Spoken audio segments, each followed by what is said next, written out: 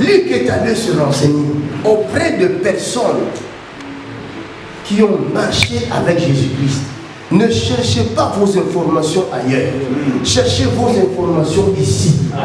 Si vous cherchez vos informations à la source, cette parole fera en sorte que la nature de Dieu vienne en vous.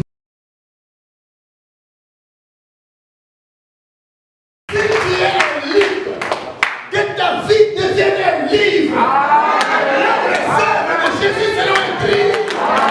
Que ta vie devienne un livre. Mon entier, un livre. En toi. Qu'il voit Jésus en toi. Qu'il voit le Dieu qui est en toi.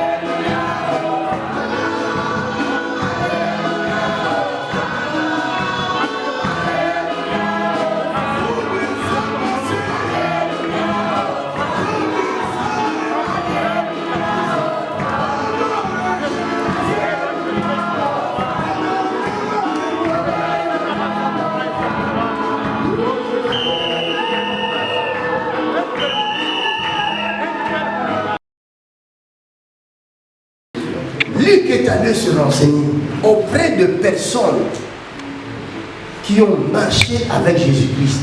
Ne cherchez pas vos informations ailleurs. Cherchez vos informations ici.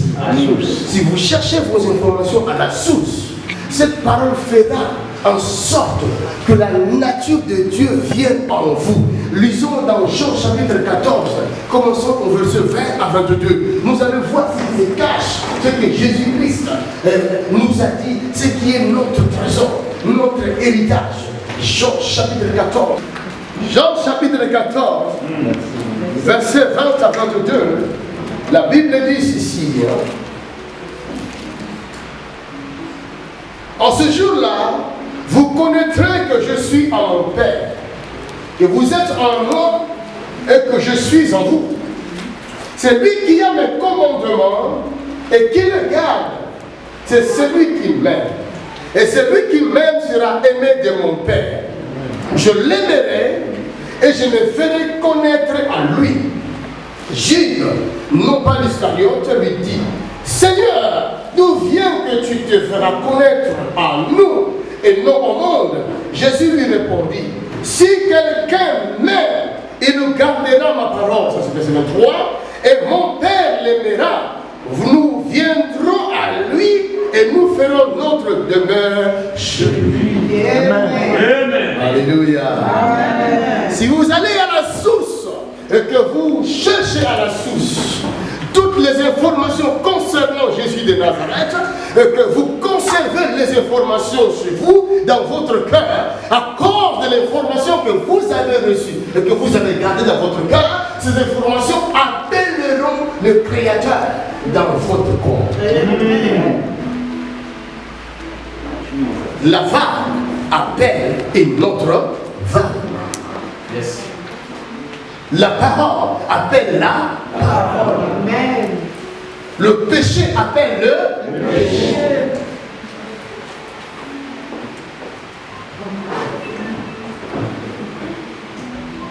Si vous gardez la parole de Dieu, la parole attirera la présence de Dieu en vous, la nature de Dieu en vous. Amen. La nature de Dieu vous transformera. Vous serez transformé, changé à un autre homme. Comme Saül a été changé, vous aussi vous pouvez changer. Amen. Et à ce moment-là, vous pourrez dire, ce n'est plus moi qui vis, c'est Christ qui vit. Amen. Non, vous n'avez pas compris. Si vous avez compris, il aurait écrit les acclamations. Amen.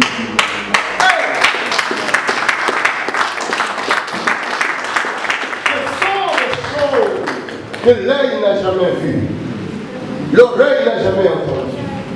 Quelles sont ces choses? C'est la nature de Dieu dans la vie d'un être humain comme Makanjo. C'est la nature de Dieu dans la vie d'un être humain comme toi. Amen. Et quand tu diras aux gens, Dieu est en moi, ils n'ont jamais vu Dieu. Ils ne sauront pas te croire. Parce qu'ils n'ont jamais vu Dieu.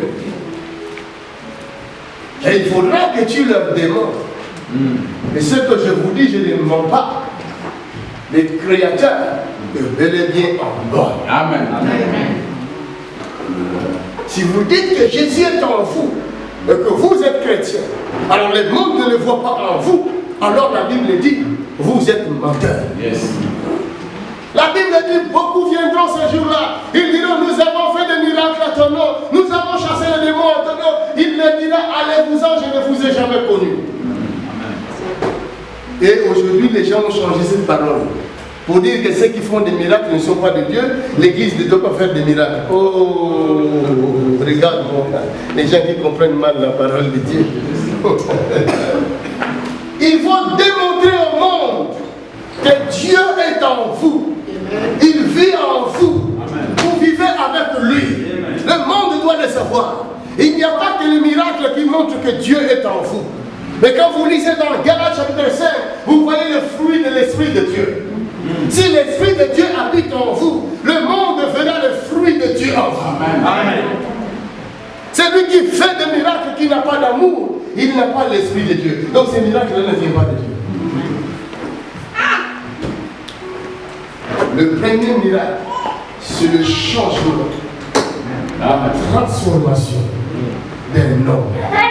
Quitter la nature de l'homme et avoir la nature de Dieu. C'est ça le plus grand miracle. Alléluia. Il y a beaucoup de gens qui crient, qui fuient les églises à cause des chrétiens. Le mauvais comportement de certains chrétiens fait fuir les gens. D'autres maris, ils pouvaient venir depuis longtemps à l'église.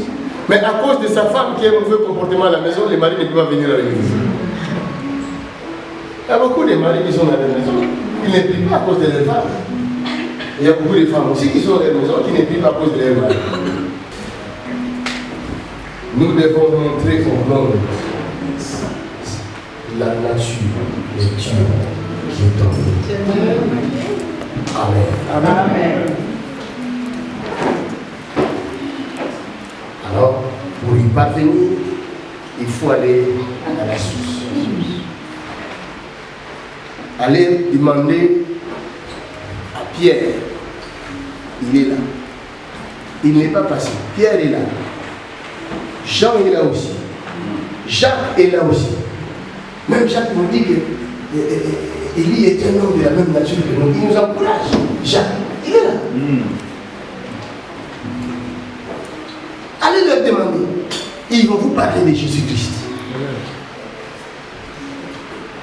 Et vous aurez les informations justes.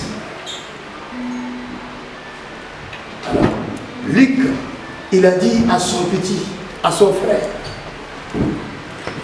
Théophile, il dit, excellent Théophile, je t'écris afin que tu aies les informations exactes sur ce que tu as appris concernant Jésus de Nazareth. Parce que les informations exactes feront de toi exactement comme Jésus. Les informations erronées feront de toi exactement un menteur. Mais si tu as les informations exactes, alors tu marcheras exactement comme Jésus a marché. Tu parleras exactement comme Jésus a parlé. Tu bougeras comme Jésus bougeait. Amen. Tu dormiras comme il a dormi dans la barque. Même quand la tempête vient, toi tu seras en paix.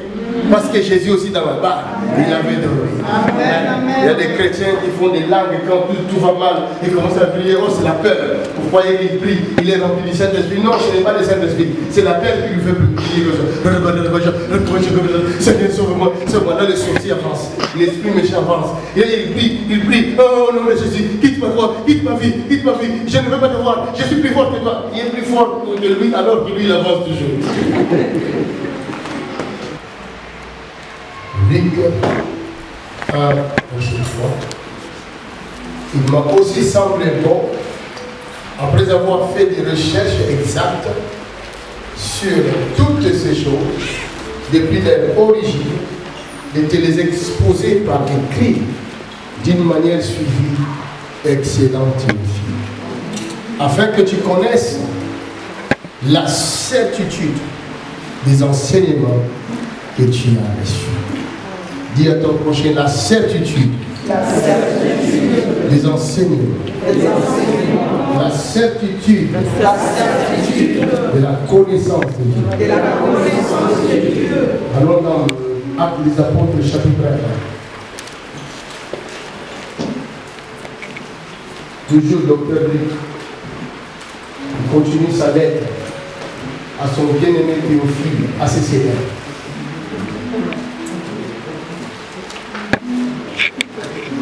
Bien-aimé Théophile à ses seigneurs. Regardez Actes des Apôtres, chapitre 1, verset 1. Alléluia. Amen. Mais je crois que Luc est un docteur. Pourquoi il n'avait pas transmis à son bien-aimé Théophile la connaissance de la médecine?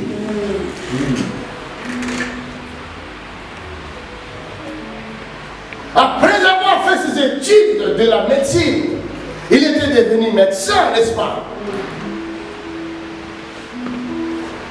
Mais ici, il ne s'agit pas de la médecine. Parce qu'il avait trouvé ce qui était meilleur, excellent, plus que la médecine. Alléluia. Avec qui tu parles quand tu es chez toi à la maison? Et quand tu parles avec cette personne, quelles sont les conversations que vous élaborez vous, entre vous à la maison?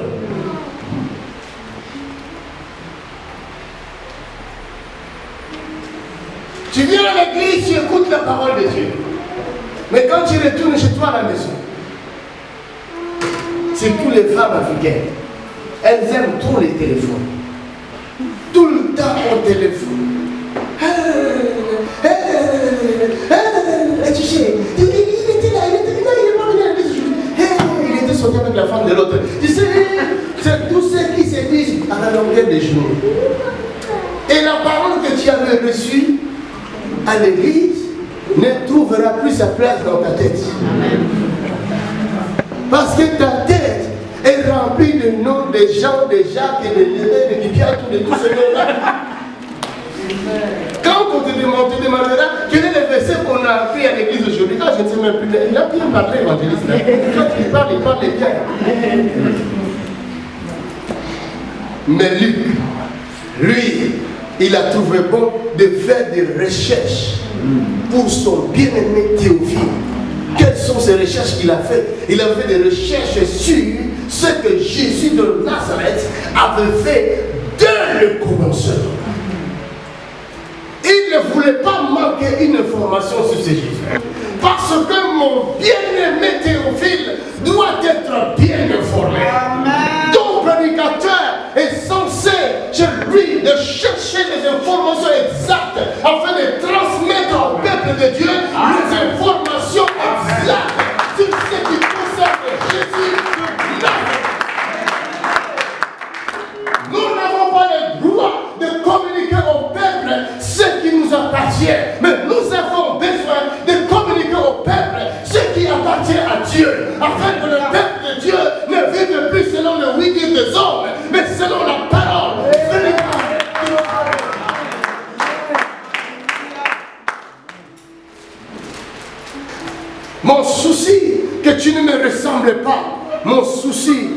ressemble à Jésus de Nazareth.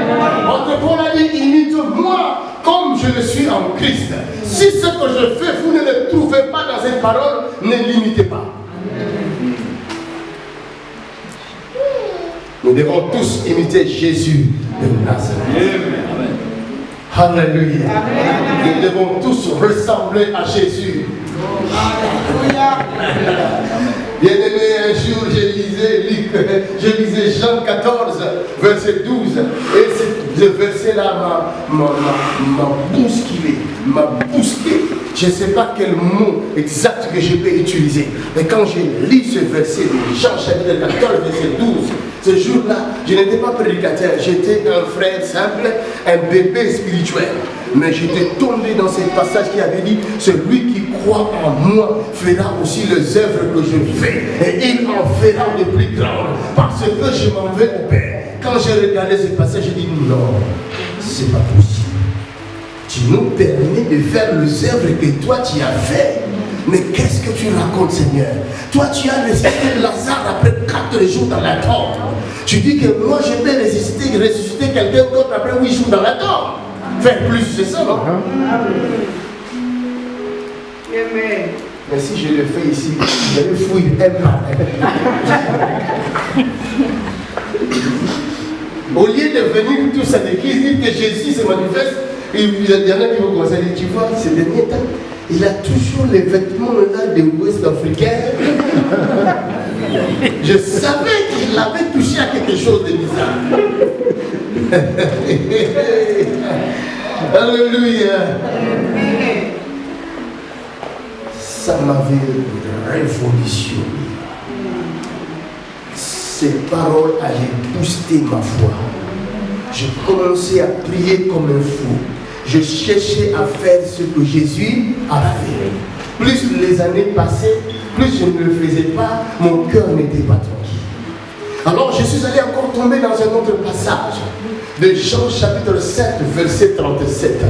Et dans ce passage qui est écrit, celui qui a soif, si quelqu'un a soif, qu'il vienne boire.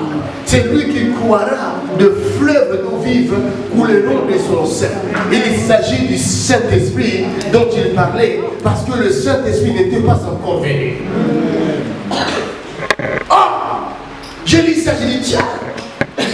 Donc ce n'est pas un exercice compliqué. Seulement croire. Et le fleuve, non pas un fleuve, des fleuves. Et j'ai commencé, je pris une feuille. Je me suis dessiné dans cette feuille, sur la feuille. Je me suis fait un petit dessin.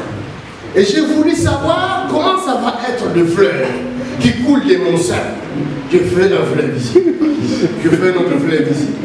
Je fais un autre fleuve ici. Je fais un fleuve. Je fais un autre ici. Ah, j'ai dit non, ça devient monstrueux ça. Donc je vais devenir comme un monstre. Mais je donnerai de l'eau aux gens. Ce n'est pas une rivière, bien aimé.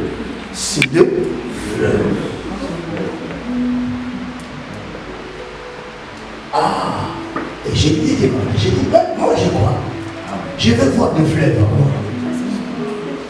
Il y a un jour, pendant que j'ai prié pour quelqu'un qui était à Luxembourg, et moi je suis en Belgique, j'entendais la personne crier en ligne. L'onction l'a saisie, elle était toute seule dans sa maison. Et je ne savais pas où elle était tombée, en train de vomir. Donc il n'y avait pas de protocole pour la retenir. Et c'est après, quand elle s'est relevée, elle a dit à sa, ce sont des Ouest africains en plus. Elle a dit à sa soeur, j'étais tombée. Quelqu'un qui était musulman, dans sa maison toute seule, sous la prison, il est tombé. J'étais tombée. Elle dit, oui, je suis. Non, j'étais pas, mais j'étais en Allemagne. Je prêchais en Allemagne. Et j'étais même à l'hôtel avec ma femme. Là, j'ai prié pour cette personne. Et un autre jour, j'ai prié pour une sœur. Elle en Suisse et moi en Belgique. Le sida.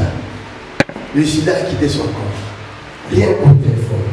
Un autre jour, j'ai prié pour un homme au Canada. Vous regardez sur YouTube et il a même témoigné. Il avait un problème de cœur.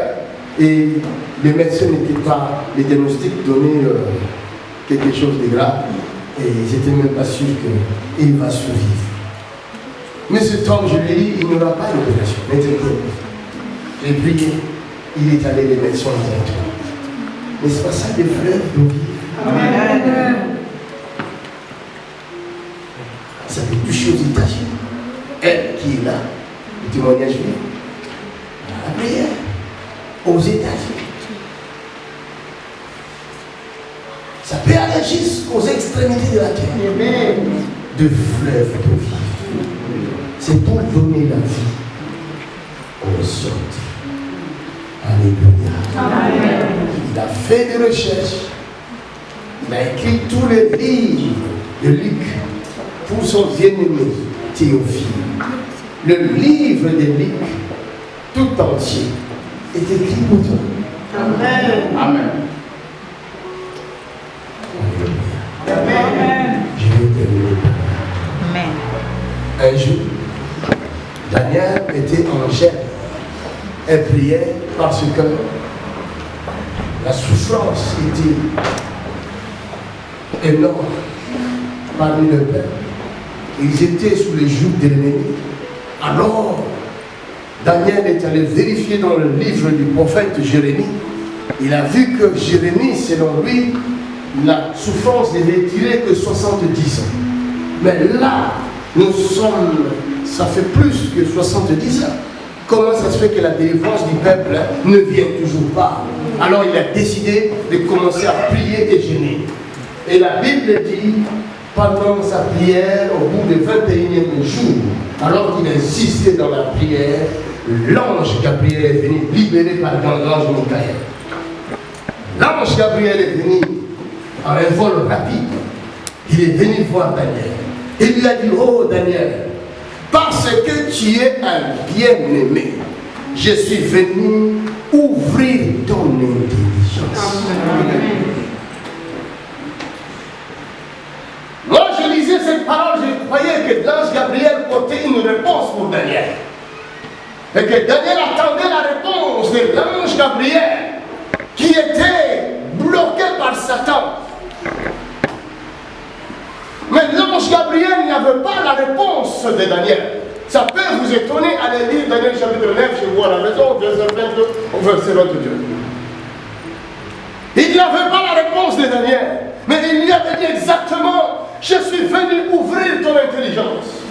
Apôtre Paul dit, à chaque fois que j'ai voulu venir vers vous, le diable m'en a empêché. Le diable nous empêche de ne pas vous communiquer la sagesse de Dieu. Il se cache dans ce livre. Le diable nous empêche de ne pas venir vers vous pour vous s'ouvrir l'intelligence. Car le jour où votre intelligence s'ouvrira, vous comprendrez la parole qui est cachée dans le livre.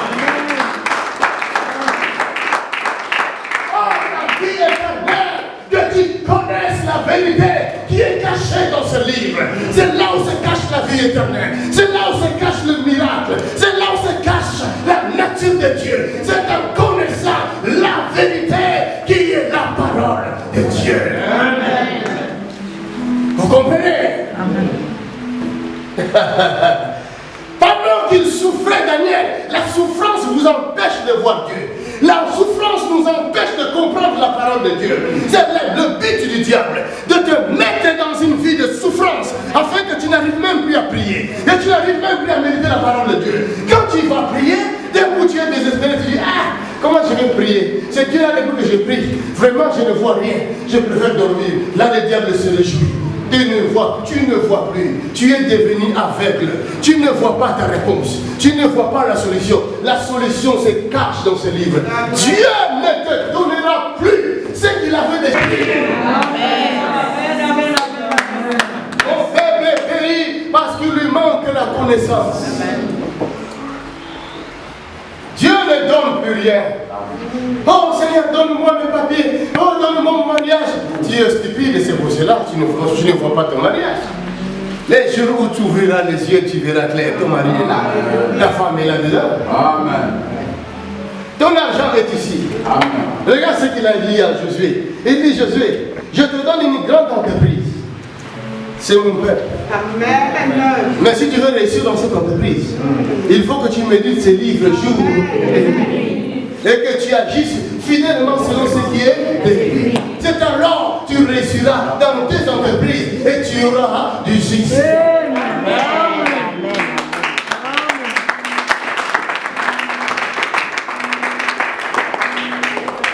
Toi qui fais les affaires dans ce monde du diable et des francs-maçons, des satanistes, les hommes que tu vas faire avec les affaires là, ce sont des satanistes. Et quand il te donne son argent, la nuit vient le reprendre. Vous faites les affaires aujourd'hui, tu vas dans cette banque-là, tu mets ton argent, tu vas dormir. Lui prend ton argent, il va avec dans leur loge, ils vont faire des incantations, il s'assoit sur ton argent. Et toi qui ne payes même pas la dîme, et tu crois que tes affaires vont prospérer. Alléluia! Amène tes affaires, amène ton argent dans la présence de Dieu, en présentant à Dieu tes affaires, et Dieu deviendra ton partenaire numéro 1. Oh my Jesus! Quand ils iront dans les loges pour faire des incantations, Dieu sera là aussi. Il n'a pas peur de loge. Il se manifeste. Qu'est-ce que vous faites? Ça, c'est le feu. Ils vont voir le feu. Ah, c'est quoi? C'est toi qui as amené son argent ici. Ils commencent à se battre entre eux. Mais je t'avais dit, c'est toi qui va faire les affaires avec. Et avec qui on va faire les affaires? Alléluia. Vous comprenez? Ah, la femme dit, il y a ton prochain, ouvre les yeux.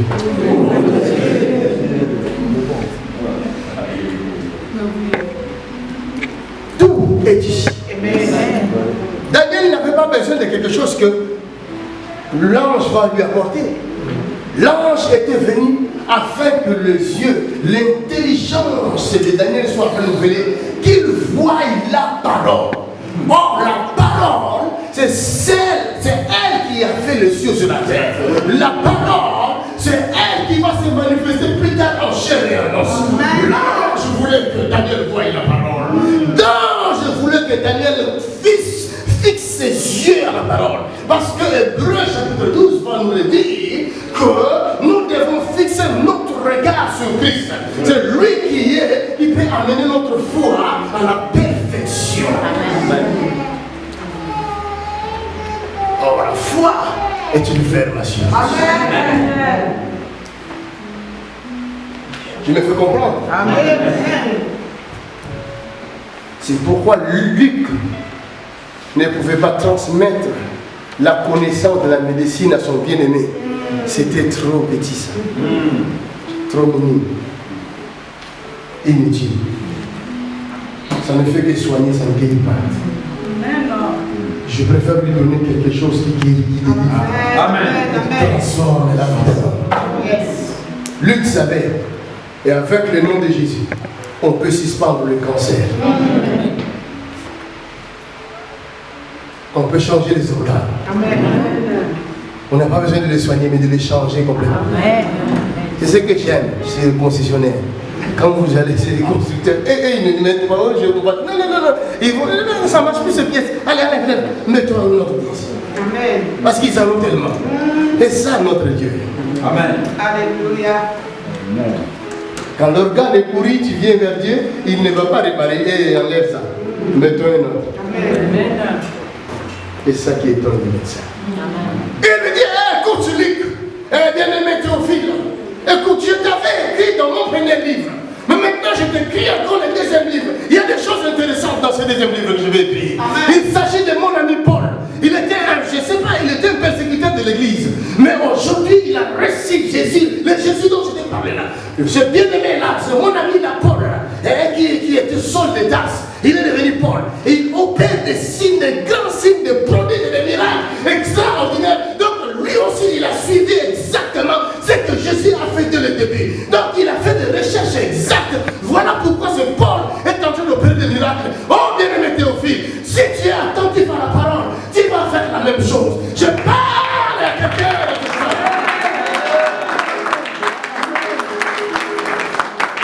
Si tu es attentif, il y a un deuxième livre qu'on appelle les Actes des Apôtres, qui a été écrit par le bien-aimé Luc.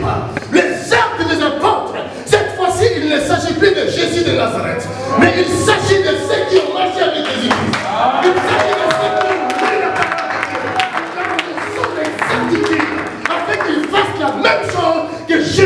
ça est fait. Il s'agit de l'église de l'associé de Roubaix. Les saints de l'église de Roubaix.